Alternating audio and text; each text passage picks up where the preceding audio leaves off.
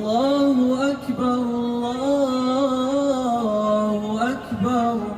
لە شاری نیویۆرکی ئەمریکا هەزاران مسلمان لە گۆڕەپانی بەناوبانگی تایم سکوێر بە کۆمەڵ نوێژی تەراویحیان ئەنجامدا و جەختیان لە پێکەوە ژیان و ئاشتی کردەوە.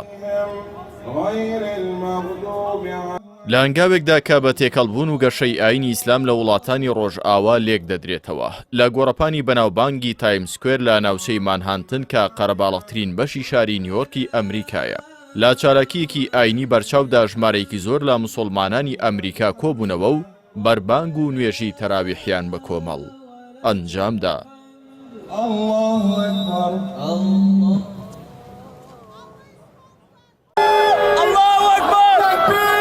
لوقمان یەسعەد یوتوبەری بەڕەچەڵەک جەزائیری کە لە ئەمریکا دەژی یەکێکە لە ڕێکخەرانی نوێژی تەراویح لە گۆڕەپانی تایم سکوێر باسی وردەکاری ڕێخستنی یەکەم نوێژی تەراویح دەکات.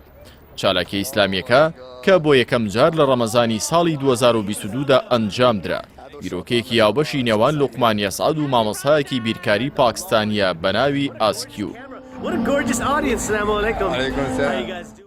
لە ساڵی 2022 هەفتەیەک بەر لە مانگی پیرۆزی ڕەمەزان یوتوبەرە جەزائیریەکە بیرۆکەیەکی لە ئینستاگرام بڵاوکردەوە و بەدەمەوە چوونی زۆر بوو. لەو پرۆژەی ئەو ڕەمەزانەدا ژمارەیەکی بەرچاو لە پیا و ژن بەشداری ئەو نوێژەیان کردو. خەڵکێکی زۆریش لە دەوروبەریان کۆبوونەوە و دەیانویست بزانن چی دەگوزێرێت و ئەنجامەکەی سەرنجڕاکێش بوو.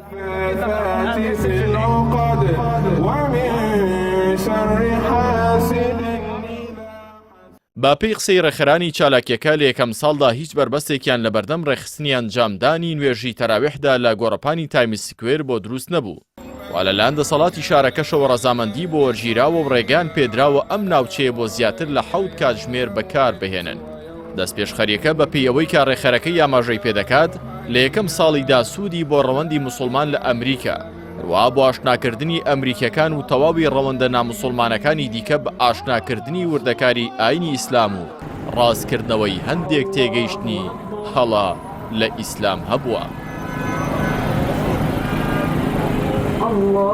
أشهد أن محمدا رسول الله.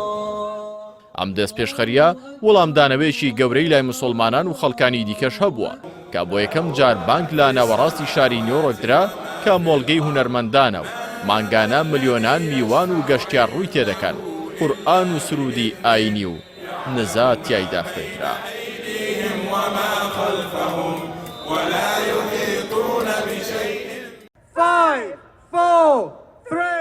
هاوشێوەی گۆڕەپانە بەناوبانگەکەی نیویۆرک شارەوانی لەندەنی پایتەختی بەریتانیاش بۆ 4ەم ساڵ لەسەر یەک و با چەند ڕۆژێک بەر لە هاتنی مانگی ڕەمەزانی پیرۆز وەکو خۆشحاڵی بەم بۆنەیەوە شەقامی کۆڤنتری لە ناوەڕاستی شار بەڕووناکی تایبەت ڕازاندەوە.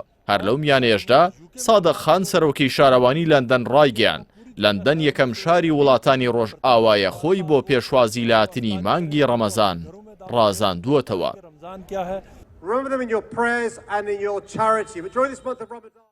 با درێژایی شەقامی کۆڤنتری نزیکەی 31,000 گڵۆپ ئێواران لە کاتژمێر 5 تاوەکو 1 شەو بەداگیرساوی دەمێننەوە و لەگەڵ چەندین دروشمی تایبەت دیمەنێکی ناوازە بە بۆن و بەرامەی مانگی ڕەمەزان بە یەکێک لە پایتەختە گەورەکانی وڵاتانی ڕۆژئاوا دەدات.